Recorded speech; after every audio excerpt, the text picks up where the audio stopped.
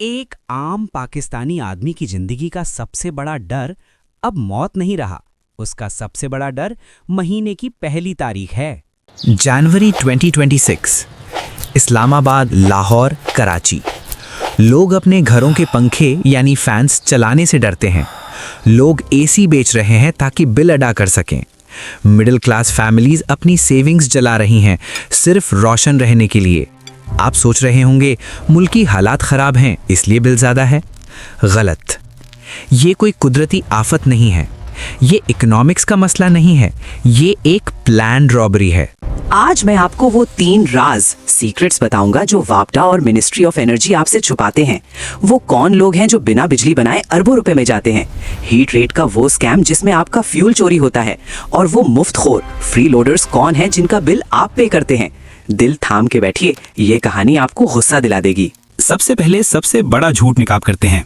अगर मैं आपसे कहूं कि आप मुझे 50,000 रुपए दें, बदले में मैं आपको कुछ नहीं दूंगा, क्या आप देंगे? कभी नहीं। लेकिन आप हर महीने यही कर रहे हैं। इसे कहते हैं कैपेसिटी पेमेंट। 1994 और 2002 में हमारी हुकूमत ने प्राइवेट पावर प्लांट्स यानी IPPs के साथ एक डील साइन की, टेक और पे। इसको समझने के लिए रेंटल कार की मिसाल लेते हैं। हुकूमत ने कहा, हमने आपकी पावर प्लांट रूपी गाड़ी रेंट पर ले ली है, अब हम इसे चलाएं या गैराज में खड़ी रखें, हम आपको डेली रेंट डॉलर में देंगे। यहाँ है असली धोखा। जब ये कॉन्ट्रैक्ट साइन हुए डॉलर 30 रुपए का था, आज डॉलर 280 रुपए प्लस का है। वो रेंट जो पहले अफोर्डेबल था अब 2 ट्रिलियन रुपीस का बॉम्ब बन चुका है। दुनिया भर में बिजनेस का उसूल है, माल बेचोगे तो पैसा मिलेगा। पाकिस्तान में उसूल है, प्लांट लगाओ, बंद रखो और पैसा बनाओ। आपके बिल का 60% हिस्सा बिजली की कीमत नहीं है, वो इन बंद प्लांट्स का रेंट है। लेकिन रुकिए, ये तो सिर्फ पैसों की बात थी। असली चोरी तो तेल में होती है। वो कैसे? अगले चैप्टर में देखें।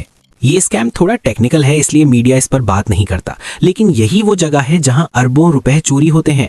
इसे कहते हैं हीट रेट ऑडिट। हर पावर प्लांट का एक एफिशिएंसी लेवल होता है कि वो 1 यूनिट बिजली बनाने के लिए कितना तेल या ऑयल या गैस जलाता है। हुकूमत ने IPPs के साथ फिक्स किया कि हम आपको 1 यूनिट बनाने के लिए 200 ml तेल के पैसे देंगे। हकीकत क्या है? वो प्लांट्स असल में सिर्फ 150 ml तेल यूज करते हैं, तो बाकी 50 ml के पैसे कहाँ गए? वो 50 ml के पैसे IPP ओनर्स की जेब में गए। इसे कहते हैं सेविंग्स ऑन एफिशिएंसी। लेकिन ये सेविंग्स आपको पास ऑन नहीं होती, ये ओनर का मुनाफा है। एक्सपर्ट्स के मुताबिक अगर इन प्लांट्स का सही फोरेंसिक ऑडिट हो जाए तो पता चलेगा कि हमने पिछले 20 सालों में बिलियंस ऑफ डॉलर्स का एक्स्ट्रा फ्यूल पे किया है जो कभी जला ही नहीं। आपकी गाड़ी एवरेज 15 की देती है, लेकिन आप कंपनी से क्लेम 10 का करते हैं और बीच का पेट्रोल घर चला लेते हैं। यही हो रहा है पाकिस्तान के पावर सेक्टर के साथ। आप सोच रहे होंगे कि हुकूमत इसे रोकती क्यों नहीं, क्योंकि रोकने वाले खुद इसमें शामिल हैं, और कुछ लोग ऐसे हैं जिन्होंने आज तक बिल देखा ही नहीं। जब आप गर्मी में एसी बंद करके पंखे के नीचे पसीने में बैठते हैं, उसी वक्त इस्लामाबाद के किसी ठंडे दफ्तर में या किसी ऑफिसर के घर में 5 एसी चल रहे होते हैं, बिल की फिक्र किए बगैर। क्यों? क्योंकि उनका बिल 0 है। पाकिस्तान में लाखों यानी मिलियंस फ्री यूनिट्स वापडा एम्प्लॉइज, ब्यूरोक्रेट्स और इन्फ्लुएंशियल लोगों को दिए जाते हैं। इस मुफ्त की बिजली की कीमत कौन अदा करता है? आप। आपके बिल में जो टैरिफ रैशनलाइजेशन सरचार्ज है वो इन शाह खर्चियों का बोझ है। एक गरीब आदमी की साइकिल की ट्यूब फटी हुई है, लेकिन उसे कहा जा रहा है कि वो अमीर आदमी की पजेरों का पेट्रोल भी भरवाए। ये है पाकिस्तान का एनर्जी सेक्टर। जब जुल्म हद से बढ़ जाता है तो लोग बगावत करते हैं। पाकिस्तान में ये बगावत सड़कों पर नहीं हुई, ये छतों पर हुई। लोगों ने सोलर लगवाना शुरू किया और यहां से शुरू हुई वापडा वर्सेस अवाम की जंग। समझने की कोशिश करें, हुकूमत को वो कैपेसिटी रेंट हर हाल में देना है। पहले वो रेंट 100 लोगों में डिवाइड होता था, अब 20 लोग सोलर पर शिफ्ट हो गए, तो वो रेंट बाकी बचे हुए 80 लोगों पर डिवाइड होगा। बिल और महंगा होगा। जितना बिल महंगा होगा उतने ज्यादा लोग सोलर लगवाएंगे। इसे कहते हैं ग्रिड डेथ स्पाइरल। ग्रिड मर रहा है और अपनी मौत को रोकने के लिए हुकूमत अब सोलर वालों पर हमला करने वाली है। Rumours are true. 2026 में वो कोशिश करेंगे कि नेट मीटरिंग खत्म हो जाए। वो चाहते हैं कि आप वापस उनकी गुलामी में आ जाएं। कहानी सिर्फ बिजली पर खत्म नहीं होती, चूल्हा यानी स्टोव भी ठंडा पड़ चुका है। हमें बचपन में पढ़ाया गया था कि पाकिस्तान गैस में खुद कफील है। वो झूठ था, हमने अपनी गैस जाया कर दी।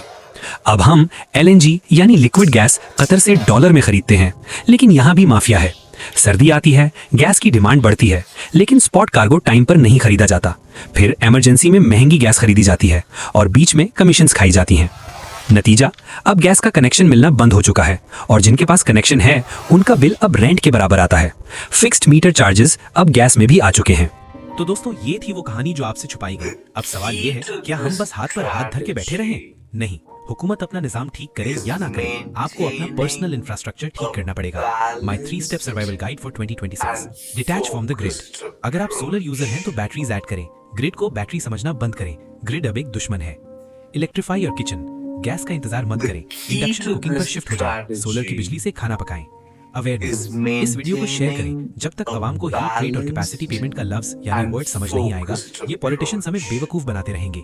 ये जंग अब आपके दरवाजे पर है। फैसला आपने करना है, बिल देना है या आजाद होना है। मैं हूं आपका भाई। अगर इस वीडियो ने आपकी आंखें खोल दी हैं तो लाइक दबाएं और कमेंट में लिखें #एंड कैपेसिटी पेमेंट्स।